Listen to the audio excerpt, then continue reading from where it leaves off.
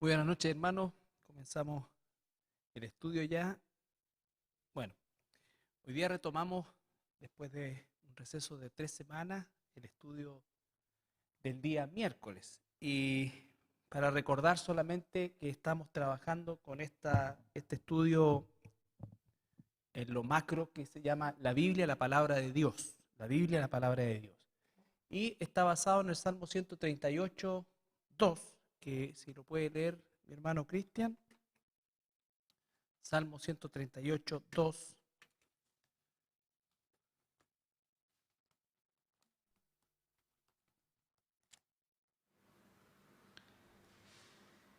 Me postraré hacia tu santo templo y alabaré tu nombre por tu misericordia y tu fidelidad, porque has engrandecido tu nombre y tu palabra sobre todas las cosas. Ya. Entonces, has engrandecido tu nombre y tu palabra por sobre todas las cosas.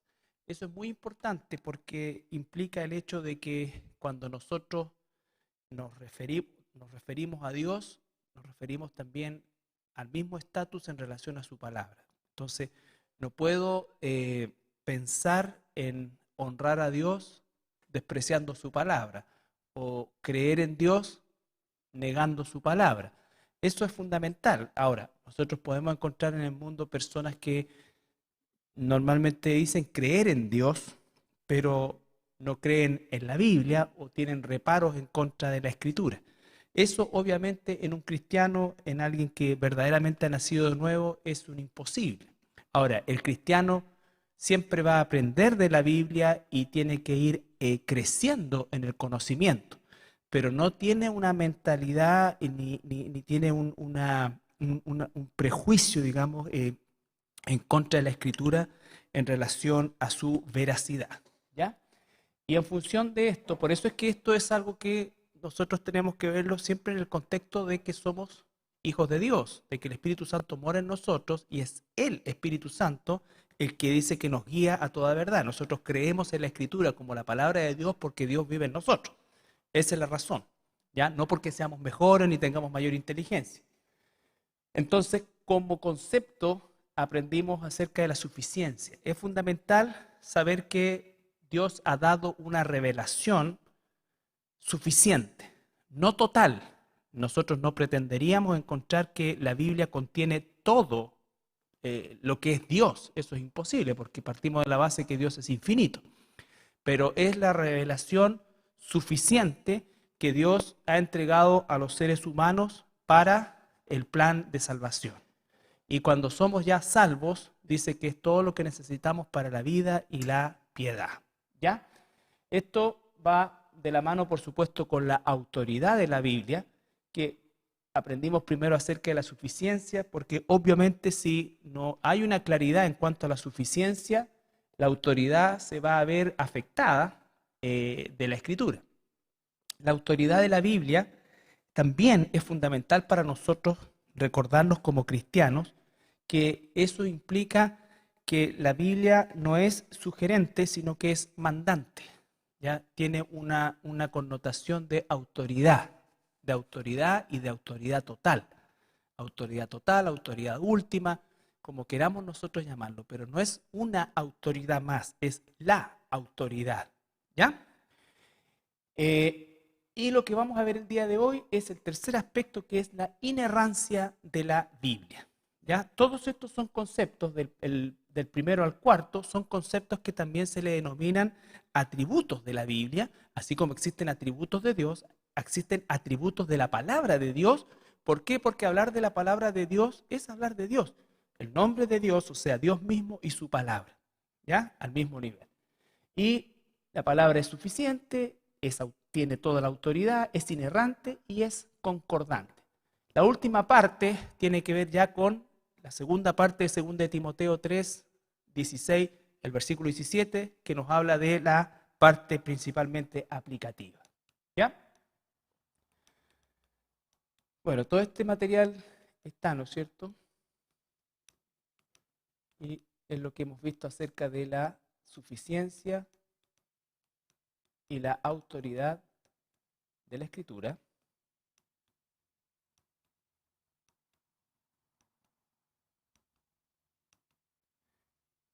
para llegar el día de hoy a comenzar a tratar el tema de la inerrancia. La inerrancia, por definición, es la doctrina que afirma la total ausencia de error en los 66 libros del canon bíblico. No solamente esos 66 libros no tienen error, sino que además contienen la verdad absoluta revelada de Dios. Esto, hermanos, es muy importante, sobre todo en esta época en la cual los ataques hacia la Escritura siempre han venido de afuera, ¿ya? El escepticismo, de alguna manera, siempre ha venido de afuera, entre comillas, el mundo académico o aquellos que no creen en la Biblia o no creen en Dios, definitivamente. Pero hace algunas décadas ya nosotros podemos encontrar un ataque dentro de lo que llamaríamos, y destaco eso, el mundo cristiano, porque de alguna manera se ha ido bajando el estándar de lo que es la autoridad de la Escritura, por ejemplo, de lo que es la inerrancia de la Escritura, de lo que es la suficiencia de la Escritura. Hoy día estamos llenos de supuestas nuevas revelaciones que obviamente no hacen otra cosa que tratar, con intención o no, de decir que efectivamente la Biblia en definitiva no está completa. No está completa. Y vuelvo a insistir, ya lo hemos tratado, todo este tema de las revelaciones, de las doctrinas y de todas las cosas que aparecen hoy en día, por ejemplo, las doctrinas de pactos, las doctrinas de esto, que usan algún concepto bíblico, pero lo transforman en una doctrina totalmente fuera de contexto, ¿ya? Eso por un lado. Y otro de los aspectos que está siendo atacado es el aspecto de la inerrancia, Hay situaciones intermedias, ¿no es cierto?, que son igual de pecaminosas, pero que tienden de alguna manera a ser una mezcla. Entonces, sí, Dios no se equivoca en ninguna cosa que tenga que ver con lo espiritual, pero tiene errores en otras cosas. Puede tener errores de tiempo, errores de lugares, errores de científicos, ¿no es cierto? Y la inerrancia abarca la totalidad de lo que Dios ha dicho. La palabra de Dios es inerrante en todo, donde la Biblia no es un libro histórico, pero relata historia. La Biblia no es un libro científico, pero nos muestra ciencia, ¿no es cierto? Por lo tanto, donde la Biblia, por decirlo de alguna manera, introduce algo o mete la cuchara, por decirlo de alguna forma, siempre es verdad. Y la historia se ha encargado de comprobarlo. Por ejemplo, durante siglos se creyó que la ciudad de Nínive era algo casi mitológico, hasta que en 1860 y algo se descubrió Nínive, se desenterró y obviamente la Biblia tenía razón.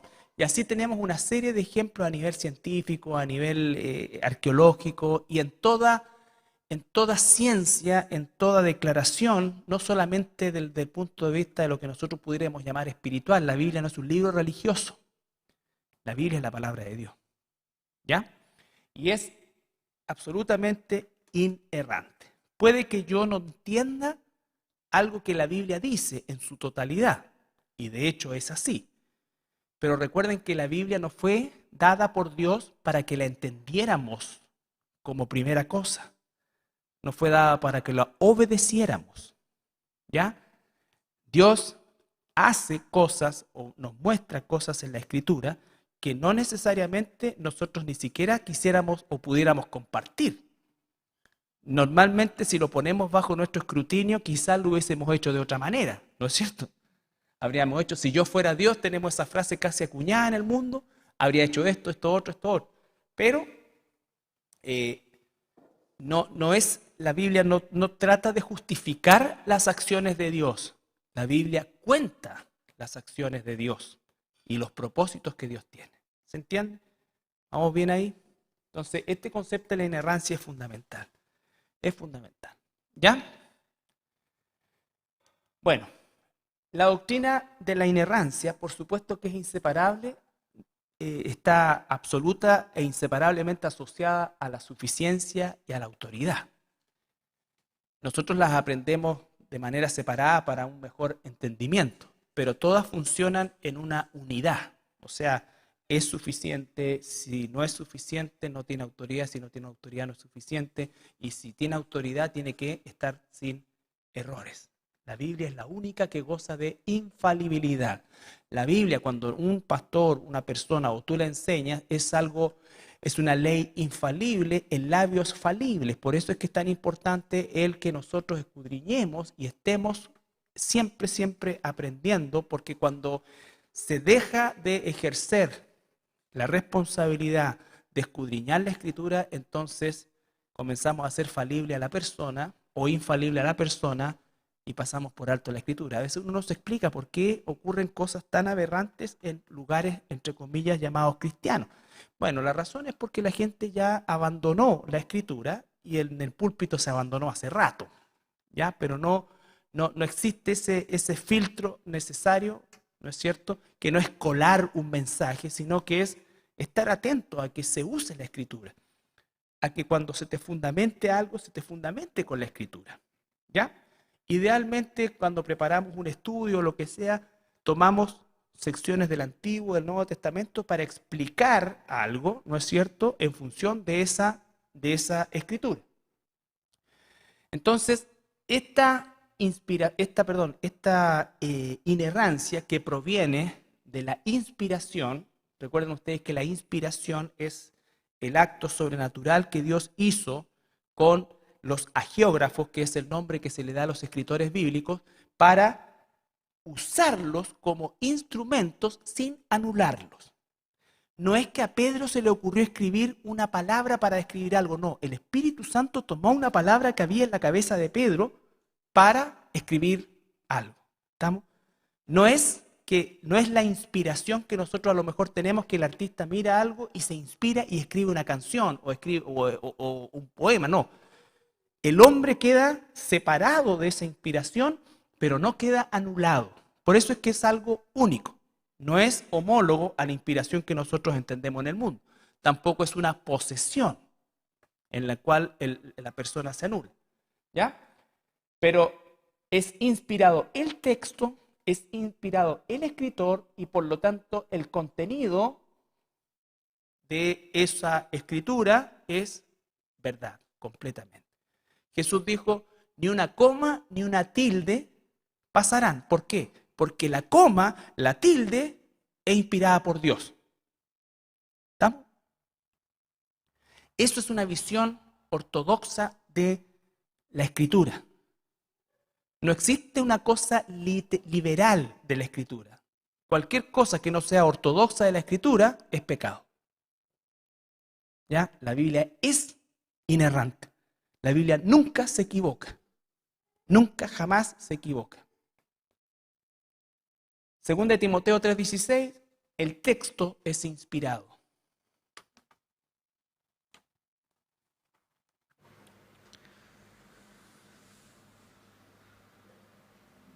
Toda la Escritura es inspirada por Dios y útil para enseñar, para redarguir, para corregir, para instruir en justicia.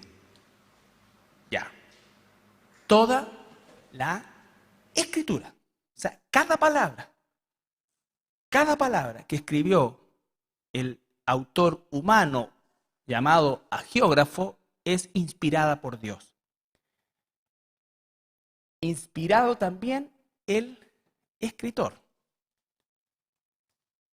Segunda de Pedro 1, 19 al 21.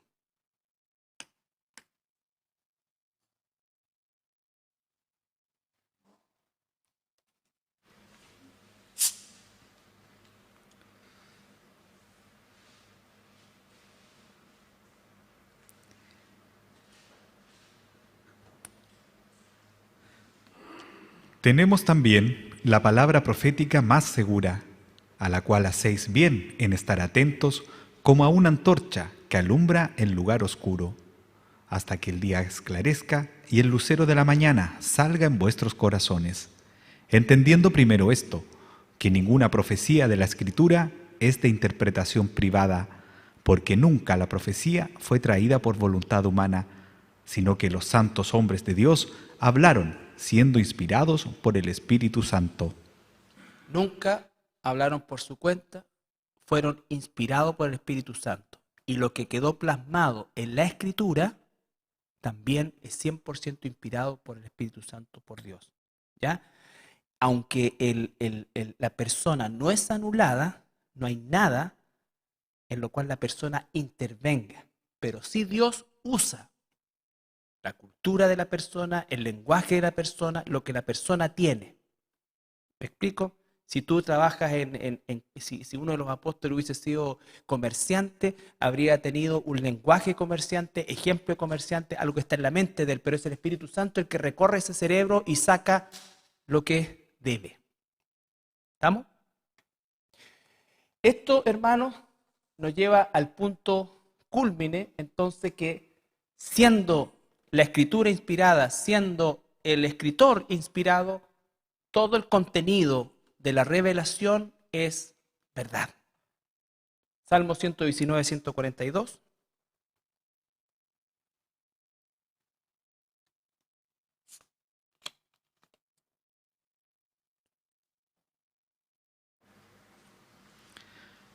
Tu justicia es justicia eterna, y tu ley la verdad. Tu ley la verdad. Juan 17, 17, en el Nuevo Testamento. Santifícalos en tu verdad. Tu palabra es verdad. Ya. Eso es, hermano. Entonces, cuando estamos nosotros frente a la Escritura, estamos frente a la palabra de Dios. La palabra de Dios, la palabra profeta, tiene dos aplicaciones, tanto en el hebreo como en el griego. En el hebreo, la palabra profeta, que hablaba hechos futuros, fuera en el mediano o en el largo plazo, hubieron profetas que hablaron profecías o hechos que iban a ocurrir en el corto plazo, como por ejemplo la destrucción del templo, del primer templo, el cautiverio babilónico. Jeremías habló de esto, fue puesto por esto. Hubieron profetas que hablaron también del largo plazo, como Isaías, que habla del milenio, que nosotros entendemos que es el milenio hoy, que él no tenía idea lo que era exactamente. Entonces tenemos eso, y ese profeta se llamaba el Nabí en el Antiguo Testamento, que su palabra era palabra de Dios, era el profeta de Dios. Pero existía el profeta que no era el Nabí, sino que era el que profesaba, el que enseñaba, el que proclamaba lo que ya estaba escrito, como el caso de Nehemías, de Esdras y de todos los otros, y en rigor de la mayoría, ¿ya? De la mayoría de nosotros. Entonces, esa aplicación de profeta, ya sea el Nabí en el Antiguo Testamento, el oráculo en el Nuevo Testamento, que es la palabra griega para esa parte, ya no opera en el plan de Dios, porque operó solamente cuando la Escritura estaba desarrollándose. Cuando el canon de la Escritura se cierra, desaparece el Nabí, desaparece el oráculo y queda el profeta. Ahora, cada vez que uno de nosotros, como hijo de Dios, como hija de Dios, va a hablar palabra de Dios y dice, así dice Jehová, se refiere a lo ya escrito. ¿Ya? No hay hoy oráculo. No hay hoy oráculo desde el punto de vista bíblico. Cuando en el libro de los Hechos sale el profeta Ágabo y da una profecía tipo oráculo, todavía no está cerrado el canon. Y sí existieron algunos profetas con las características de oráculo en la iglesia primitiva, en las primeras iglesias. Pero cuando Juan termina, se termina el canon y no hay más. ¿Ya? Nosotros no jugamos a la adivinanza que yo te digo, tú, el Señor va a darte y te doy una profecía y te doy esto y no. No, no es así. Estamos llenos de esa falsa profecía, ¿no es cierto? Y no hay condenación para esos falsos profetas. Entonces, tener claridad en eso. Hoy día Dios nos habla por medio de su palabra, por medio de su palabra. En la oración con la palabra de Dios, Dios te va a hablar a ti, Dios te va a guiar. De manera personal, de manera congregacional, de manera familiar. Pero eres parte de un cuerpo, que es la iglesia. Entonces, tener esa claridad, porque este estudio nos va a llevar a los dones espirituales y yo quiero que tengamos claridad en eso. Claridad en eso. La Biblia, por otro lado, relata hechos históricos, no siendo un libro de historia. Nosotros tenemos una fe fundada en hechos pasados, pero con un Dios eterno. ¿Me explico?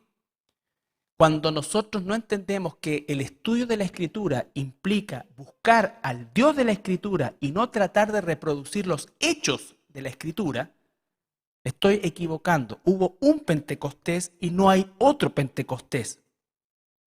¿Estamos? Hubo un solo cruce del Mar Rojo y no hay otro cruce del Mar Rojo.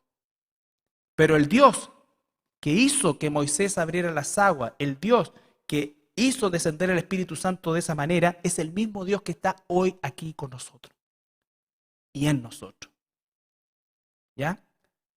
Es como que si nosotros quisiéramos usar cualquier hecho histórico, estamos estudiando Josué, nosotros no vamos a conquistar una tierra, no vamos a conquistar Canaán, ni siquiera somos judíos, ni siquiera somos israelitas, porque en ese tiempo era Israel total. Pero ¿qué es lo que aprendemos de Josué? ¿Qué es lo trascendente en el tiempo que Dios nos sigue diciendo el día de hoy ante cualquier adversidad que nosotros tengamos por delante? Esfuérzate, sé valiente. Esta palabra tiene que estar todos los días en ti. No te apartes de ella ni a diestra ni a siniestra. Haz todo lo que está ahí. Eso. Pero no nos inventamos gigantes. No, nosotros no vamos a la tierra de Canaán. No vamos a la tierra de Canaán. De hecho, Canaán no tiene que ver con el destino nuestro. Nosotros no vamos a Canaán, nosotros vamos al cielo. ¿Ya? Entonces, ese cuidado de tener ese cuidado en todas las cosas. Entonces, cuando nosotros tratamos de tomar aspectos de la Biblia históricos, ¿no es cierto? Y reproducir eso es ahí donde estamos fallando. Es ahí donde estamos fallando. Una sola vez aparecieron lenguas como de fuego sobre los 120 que estaban en el aposento alto. Una sola vez. Y hablaron idiomas. Porque había congregado ahí probablemente entre 500 y 700.000 judíos venidos de todas partes.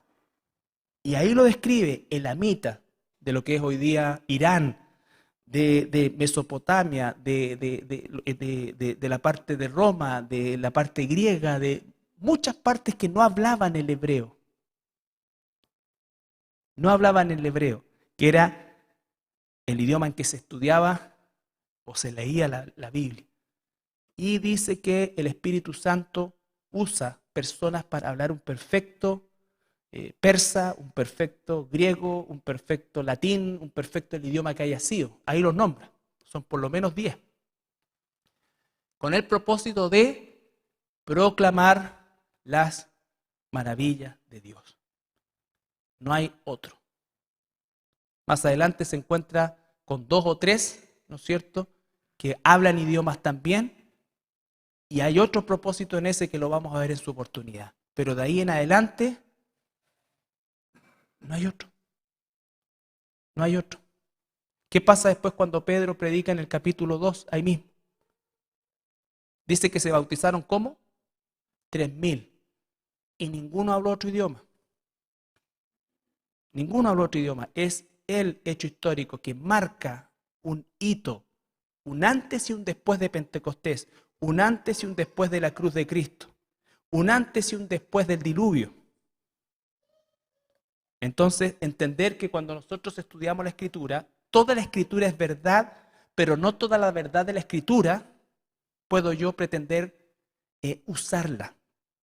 ¿Me explico? Porque si nosotros hoy día quisiéramos ocupar cosas del Antiguo Testamento y vemos que hay una ciudad que se está corrompiendo, bueno, podemos ir a cualquier ciudad. Supongamos que digamos, hagamos lo mismo que Josué y matémoslo a todos, no dejemos ni vivos los perros. Porque en la Biblia sale así. ¿Qué hicieron con los pecadores? Ni las guaguas quedaron vivas. Está en la Biblia. Por una orden de Dios. Vamos a tomar ese hecho histórico. ¿Por qué ahí le ponemos el sentido correcto y en otras cosas no? En otras cosas no. ¿Te das cuenta? Entonces, como los adventistas, por ejemplo, hacen tremendo show por el sábado, pero nadie se circuncida. Nadie se circuncida. O sea, si vamos a tomar todo, es todo. Es todo. Bien, ¿vamos bien hasta ahí? Entonces, la inerrancia significa que la Biblia no tiene errores. Puede que yo no entienda algunas cosas, puede que me falte profundizar o puede que muera sin entender alguna cosa. Pero la Biblia Dios no nos la dio para entenderla como primera cosa, aunque la vamos entendiendo cada vez más, sino que nos la dio, no olvidemos, para obedecerla. Por eso que hablamos de la autoridad, porque la Biblia es mandante. ¿Ya? Ahora, como cristianos, nosotros tenemos que saber también que así como Dios inspiró a quienes la escribieron, a quienes hablaron, a quienes escribieron durante este periodo de tiempo, también tenemos que saber que Dios inspiró a aquellos que la preservaron, que la compilaron, que la preservaron hasta hoy. Hasta hoy. ¿Ya? Es la más grande biblioteca del mundo, dice. El plan de Dios en 66 libros escritos durante más o menos 15 siglos, aproximadamente por 40 autores. Y digo aproximadamente porque en los salmos hay salmos que no se conoce quién necesariamente el autor. Hay partes de libros que no se sabe exactamente quién la escribieron. Por ejemplo, en Deuteronomio al final se dice que fue Josué o alguien, pero no puede haber sido Moisés, que relata su propia muerte. Así también con los últimos versículos del libro de Josué. Entonces sí, pero hay 40 autores que le dan el nombre al libro en cuestión y esos son los que se toman como base. ¿Ya? Y nosotros tenemos que saber que este canon, que es la palabra que significa medida, que es una palabra en el griego, es también sobrenatural. En el mundo, ¿qué es lo que la gente piensa? Sin Dios, la gente sin Dios, ¿qué es lo que piensa? Y lo que dice. ¿Cómo me va a decir que este libro que tiene tantos años nadie le ha metido mano, nadie ha hecho cambio, ninguna cuestión? ¿No es cierto? Bueno, ese es un milagro de Dios, pero es una realidad histórica también. Es una realidad histórica también. ¿Por qué? Cuando los babilonios se llevan a los judíos al exilio, recuerden que destruyeron el templo, pero Dios se proveyó de un Jeremías que guardó los libros de la ley. 50 años después encontramos un Esdras que había conservado y estudiado los libros de la ley. Y 10 años después, o sea, 60 años después del cautiverio, había ley que fue leída en la plaza de Jerusalén en ese entonces, que lo vamos a ver. Y siempre Dios se ha provisto, sobrenaturalmente, por cierto, de personas que han preservado la Escritura, muchas veces a riesgo de su vida. Los traductores de la Biblia al español, Casiodoro de Reina y Cipriano de Valera, ¿no es cierto?, son hombres que fueron perseguidos toda su vida y sobrevivieron. ¿Por qué? Porque Dios sobrenaturalmente permitió que sobrevivieran. Y es la madre, por decirlo alguna cosa, de las traducciones al español. Entonces, eso también viene de Dios. Eso no es casualidad. Eso no es parte de la suerte, no. Es Dios quien se ha provisto también de ellos. Cuando tú estás, y espero que algún día tengan el privilegio, en el Museo de la Biblia en Jerusalén, y te enfrentas al rollo del libro de Isaías, que está ahí, ¿no es cierto?, que dice no sacar fotos, pero como buen chileno igual le saqué una foto con el celular, y Dios me castigó y no salió. Lees y se te paran los pelos. Los rollos no son una cosa así. El rollo es una cosa entre un confort y una nova. Ya, si lo estiráis. Y aparecen capítulo 44, capítulo 37. Ahí está.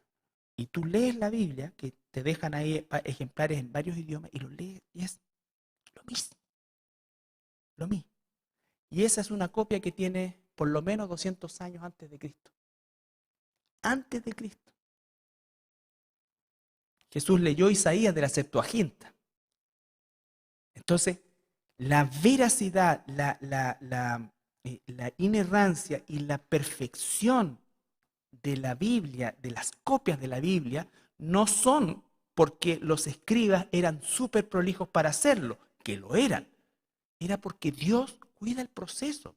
Porque Dios no iba a inspirar autores, no iba a inspirar las palabras para decir después ya ustedes ahí vean cómo lo guardan, elijan cuál. Entonces cuando te pregunten, bueno, ¿y cómo se formó la Biblia? Dios formó la Biblia. Dios inspiró la Biblia, Dios es el autor de la Biblia y Dios es el que compiló la Biblia. La Biblia tiene 66 libros porque Dios así lo dijo. Y por supuesto que hubieron muchísimos escritos entre medio, la gran mayoría de ellos fábulas falsas, pero otros que son de carácter histórico, pero que no tienen la connotación canónica, porque no tienen que ver con el plan de salvación, que no tienen que ver con el hilo conductor de toda la Escritura, que es Jesucristo y el plan de salvación. No solamente para la nación de Israel, sino que también desde el inicio del plan de salvación hacia nosotros los gentiles. ¿Ya?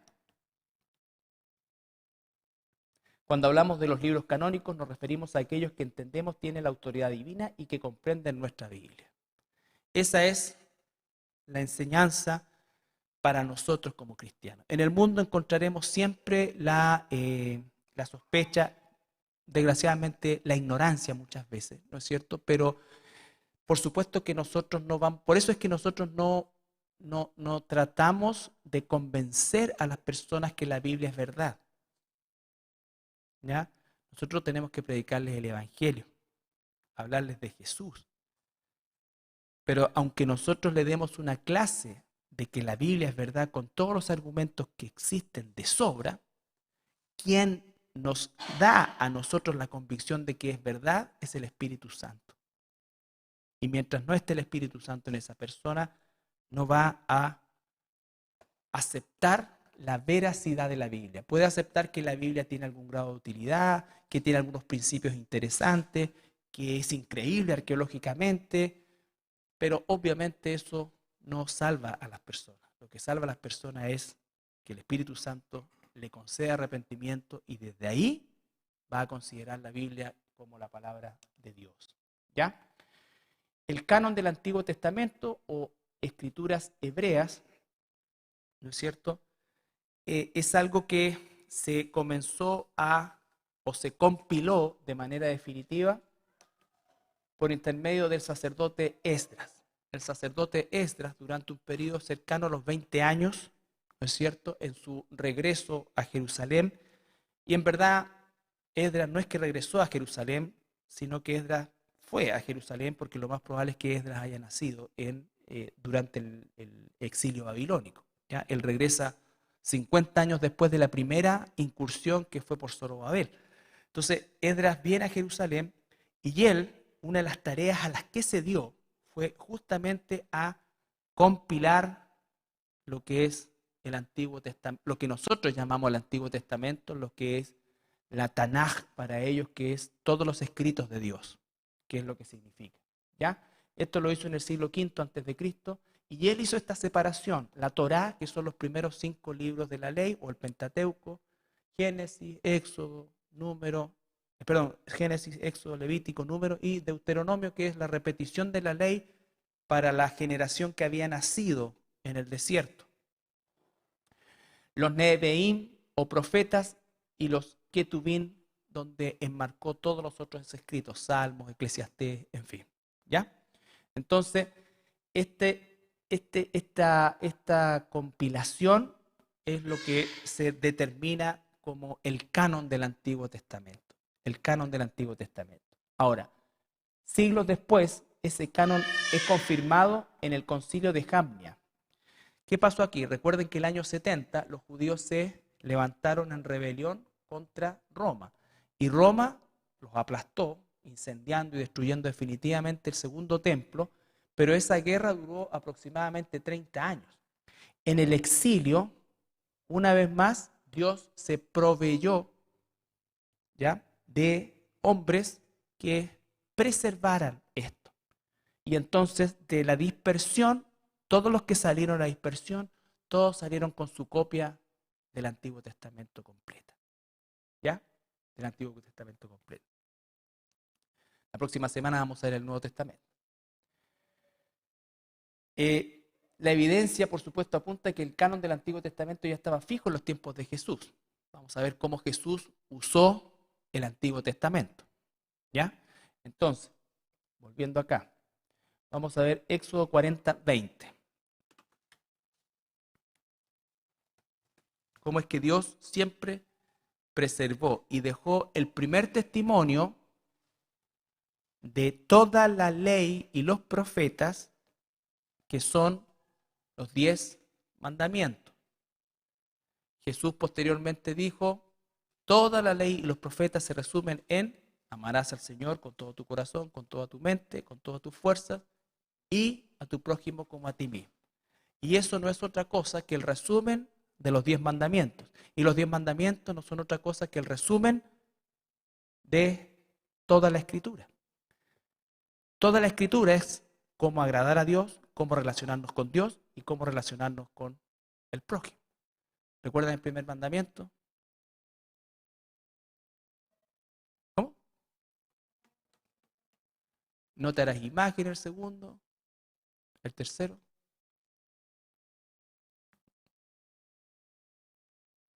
No usarás el nombre de Dios en vano. Y así se va desarrollando. Los 4 primeros o los 5 primeros tienen que ver con la adoración a Dios. Y los 5 siguientes tienen que ver con mi relación con el hombre. No matarás, no robarás, no levantarás falso testimonio, no codiciarás. ¿Ya? Y entonces, ahí está. Y eso Dios hizo que Moisés lo metiera dentro del arca del pacto, porque el pacto estaba fundado sobre la ley de Dios. ¿Puede leer, por favor? Y tomó el testimonio, y lo puso dentro del arca, y colocó las varas en el arca, y encima el propiciatorio sobre el arca. Después van a echar un poco de maná y la vara de Aarón que reverdeció. ¿Ya? Pero lo primero que echa son las tablas de la ley. Y cuando hablaban de las tablas de la ley, en realidad hablaban de los 10 mandamientos. Durante los 40 años que Israel estuvo en el desierto, Moisés recibió la Torá. Pero lo primero que recibe son los 10 mandamientos, que es el resumen de toda la ley. De toda la ley. Podríamos tener los 10 mandamientos y tendríamos la raíz de toda la Escritura. Entonces, veamos ahora Esdras 7:14. Esdras va a ser comisionado para ser enviado a Jerusalén.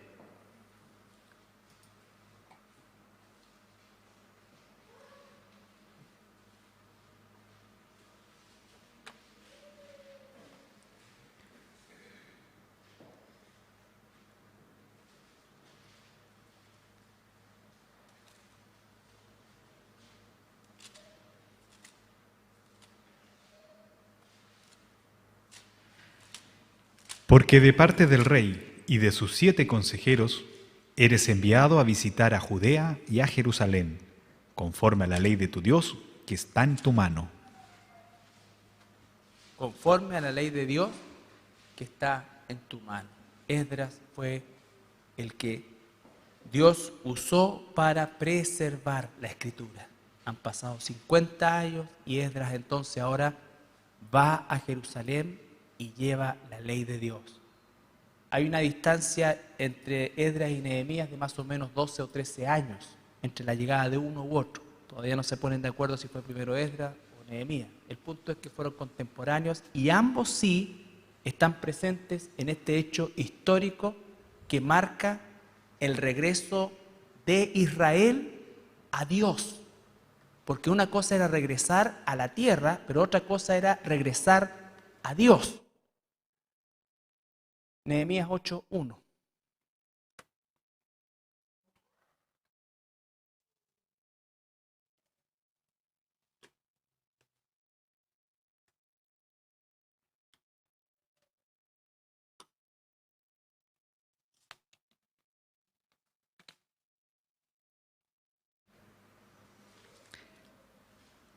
Y se juntó todo el pueblo como un solo hombre en la plaza que está delante de la puerta de las aguas. Y dijeron a Esdras, el escriba, que trajese el libro de la ley de Moisés, la cual Jehová había dado a Israel. Y dice después más abajo que lo leyó, y los judíos lloraron y se acordaron, y esto, ¿no es cierto? Entonces, vemos que han pasado muchos siglos desde el mismo Moisés, y encontramos aquí la ley conservada en su estructura y conservada en la integridad como tal, el libro, el rollo en este caso de la ley, ¿ya? Entonces, eso es importante, porque así como es sobrenatural el proceso de la escritura propiamente tal, también es sobrenatural el proceso de la preservación, ¿ya? De la preservación.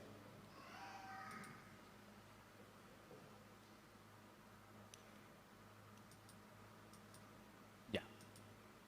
Esto es importante también, el canon del Antiguo Testamento es citado en el Nuevo Testamento. Jesús citó, cuando cita la Escritura, está validando el canon de Esdras. Jesús nunca cita un libro fuera del canon. Por ejemplo, cuando Jesús tiene ese encuentro en Mateo 4 con Satanás, él usa Deuteronomio 6. Deuteronomio 6.7, 6.8, 6.10. ¿Ya? Utiliza Deuteronomio. Cuando utiliza Deuteronomio, está validando inmediatamente los 4 libros anteriores, porque Deuteronomio es la repetición de la ley. Pero igual usa la ley y usa Génesis, usa todo, habla de Abraham. Entonces Jesús está validando. Jesús habla de los profetas. Jesús habla de Isaías. Jesús cita Jesús cita los salmos, aún en la cruz, textual lo que se decía de él. Por ejemplo, veamos Juan 7:38.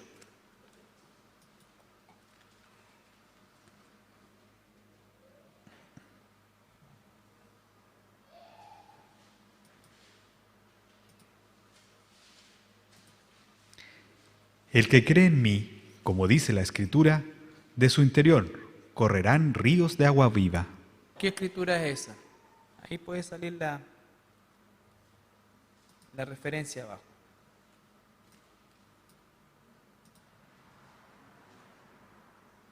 En Lucas, veamos Lucas 24.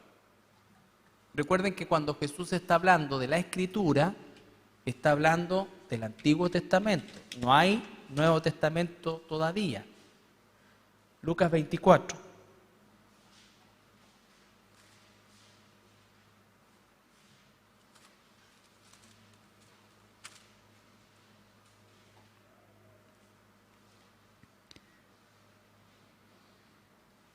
Entonces él les dijo, oh insensatos y tardos de corazón para creer todo lo que los profetas han dicho.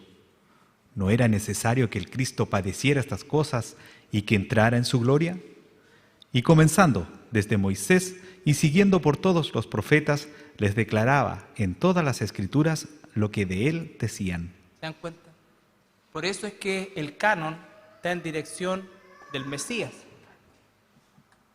No conociendo los autores del Antiguo Testamento directamente al Mesías, guiados e inspirados por el Espíritu Santo, preservan los libros mesiánicos, todos ellos.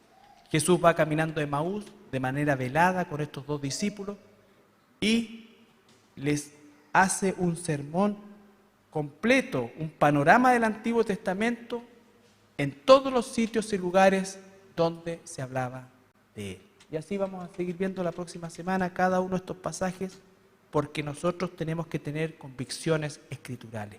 Cuando hablamos de que la Biblia es la palabra de Dios, que la Biblia es suficiente, que la Biblia es la autoridad suprema para nosotros, ¿no es cierto? Y no solamente para nosotros, sino para el mundo. Nosotros tenemos el privilegio de reconocerlo como tal, y que la Biblia no tiene errores y que es verdad en todo lo que dice. Entonces nos estamos refiriendo a aquello que es, como dice el Salmo 138, más alto o tan alto o igual de alto que el nombre de Dios, porque es su palabra. Su palabra. ¿Ya? ¿Alguna pregunta aquí?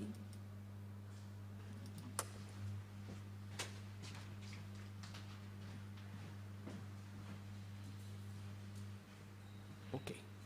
Ya.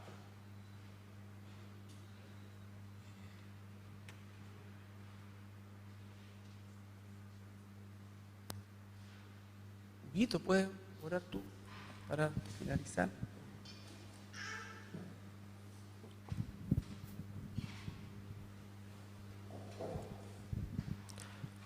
Amado Señor, te damos las gracias por este día que nos has regalado, Señor.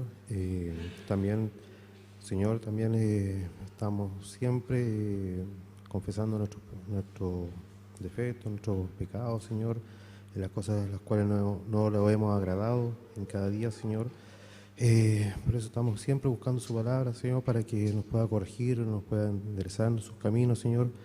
Y también en este momento, Señor, en todo lo que estamos aprendiendo cada día de lo que nos muestra su palabra, Señor, y nos vaya conduciendo en este camino de la santidad, Señor, para agradarlo y ver lo que es su promesa, Señor.